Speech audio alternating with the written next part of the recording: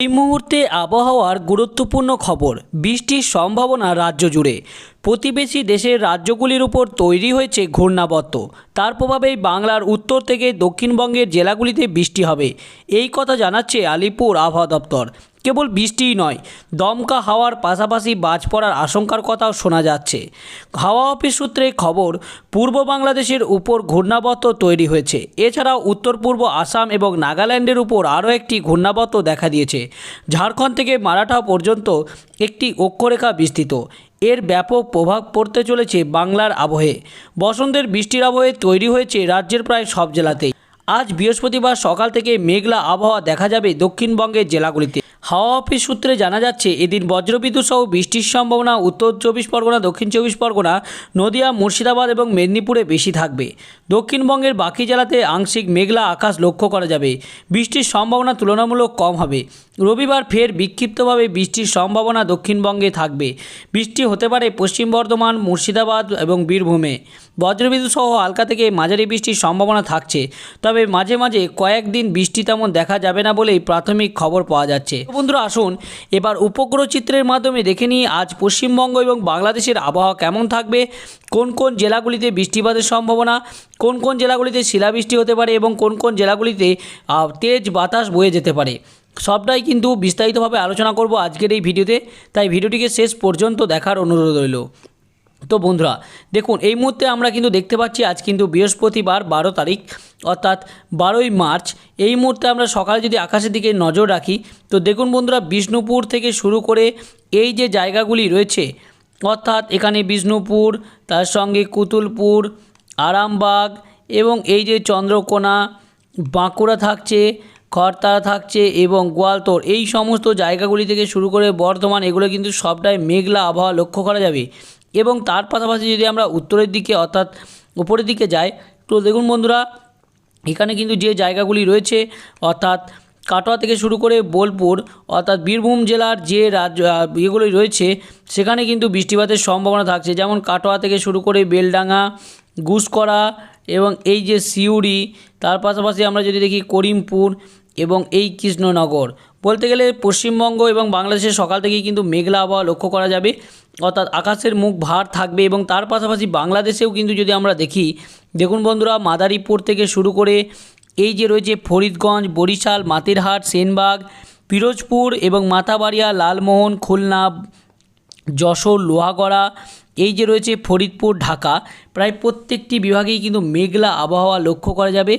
এর পাশাপাশি উত্তরের জেলা যেমন পঞ্চগড়া, ঠাকুরগাঁও, দিনাজপুর এবং রংপুরেও কিন্তু মেঘলা আবহাওয়া লক্ষ্য করা যাবে সকাল থেকেই। এবং পশ্চিমবঙ্গের ক্ষেত্রে শিলিগুড়ি, কোচবিহার, দার্জিলিং, কালিম্পং, তার সঙ্গে আলিপুরদুয়ার, জলপাইগুড়িতেও কিন্তু মেঘলা আবহাওয়া বা বৃষ্টিপাতের সম্ভাবনা থাকছে। তো বন্ধুরা আসুন, এই তো গেল সকাল 6টার দিকে মেঘলা আবহাওয়ার খবর। এবার যদি আমরা বৃষ্টি এবং বজ্রমুট করে নিই এবং দেখি যে বৃষ্টিপাতের কী সম্ভাবনা থাকছে সকাল থেকেই, তো দেখুন বন্ধুরা, সকাল থেকে আমরা যা লক্ষ্য করতে পারছি, তো সেখানে পরিষ্কার দেখা যাচ্ছে এই উপগ্রহ চিত্রের মাধ্যমে।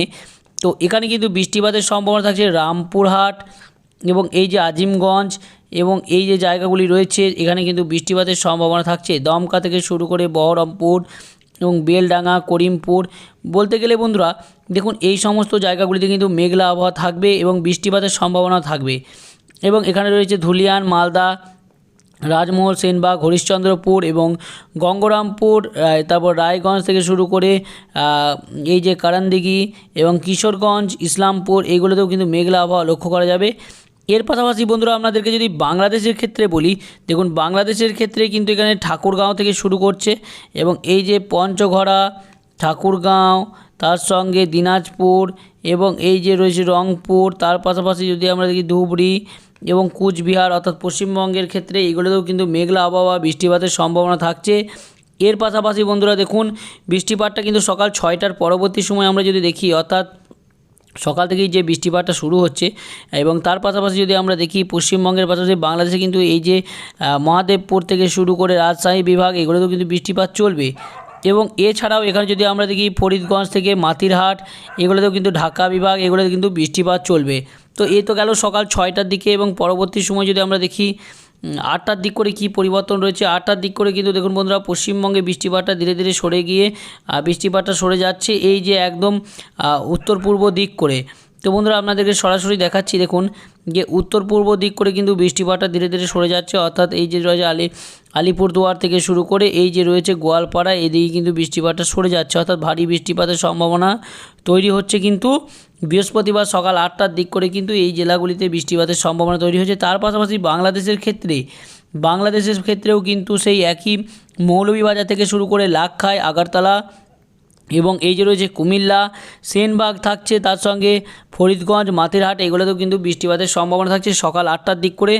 এবং 9টা-10টার দিক করে যদি দেখি 11টার দিক করে বন্ধুরা দেখুন বৃষ্টিপাতটা আবারও সেই দক্ষিণের দিকে, অর্থাৎ একদম নিচেকার দিকে জেলাগুলি, যেমন এখানে গোসাবা থাকছে, বরুইপুর থাকছে, শ্যামনগর, মংলা থাকছে, আজিমগঞ্জ থাকছে, তার সঙ্গে রয়েছে মাথাবাড়িয়া এবং এই যে রয়েছে এই জায়গাগুলিতে কিন্তু বৃষ্টিপাতের সম্ভাবনা সকাল 10টার দিক করে, অর্থাৎ 10টা-11টার দিক করে কিন্তু বৃষ্টিপাতটা শুরু হয়ে যাওয়ার সম্ভাবনা প্রবল। এবং তারই সঙ্গে কিন্তু উত্তরের জেলাগুলিতেও বৃষ্টিপাতের সম্ভাবনাটা প্রবল, অর্থাৎ বলা যেতেই পারে আজ কিন্তু পশ্চিমবঙ্গ এবং বাংলাদেশের প্রায় প্রত্যেকটি বিভাগেই বৃষ্টিপাতের প্রবল সম্ভাবনা থাকছে। এছাড়াও বৃষ্টিপাতের পাশাপাশি কিন্তু দমকা ঝোড়ো হাওয়া বয়ে যেতে পারে এবং সেই ঝোড়ো হাওয়া 30 থেকে 40 কিলোমিটার গতিবেগে কিন্তু আঘাত হানতে পারে, এমনটাই কিন্তু জানা যাচ্ছে। আমরা কিন্তু এর আগেও দেখেছি বুধবার কিন্তু বৃষ্টিপাত হয়েছে প্রায় অধিকাংশ জেলাতেই, রাত্রের দিকে কিন্তু একটা ঝড়ের মতো পরিস্থিতি তৈরি হয়েছিল এবং সেই মতো আজও কিন্তু বৃষ্টিপাতের সম্ভাবনাটা বাড়ছে, অর্থাৎ 12 তারিখেও কিন্তু বৃষ্টিপাতের সম্ভাবনা থাকছে দুপুর 12টার দিক করে একদম দক্ষিণের জেলাগুলি থেকে শুরু করে শ্যামনগর এবং এই যে মংলা থাকছে, তার সঙ্গে যে জায়গাগুলি থাকছে সেখানে কিন্তু বৃষ্টিপাত, কালাই থেকে কলাপাড়া থেকে এগুলো কিন্তু বৃষ্টিপাত হবে। তো আমরা তার পরবর্তী সময় দেখি 3টের দিক করে যদি দেখি বন্ধুরা দেখুন দুপুর 3টের দিক করে কিন্তু বৃষ্টিপাতটা আরও বাড়ছে। এর পাশাপাশি বাংলাদেশ লাগোয়া যে জায়গাগুলি রয়েছে, নলাহাটি থেকে শুরু করে সিউড়ি, কাটোয়া, বর্ধমান, অর্থাৎ বলতে গেলে বন্ধুরা আজ কিন্তু পশ্চিমবঙ্গের প্রায় অধিকাংশ জেলাতেই বৃষ্টিপাতের সম্ভাবনা থাকছে। তবে কিন্তু সব জায়গায় যে ভারী বৃষ্টিপাত হবে এমন নয়, কোথাও হালকা, কোথাও মাঝারি বৃষ্টিপাত হতে পারে, তবে কিন্তু বৃষ্টিপাতের সম্ভাবনা থাকছে।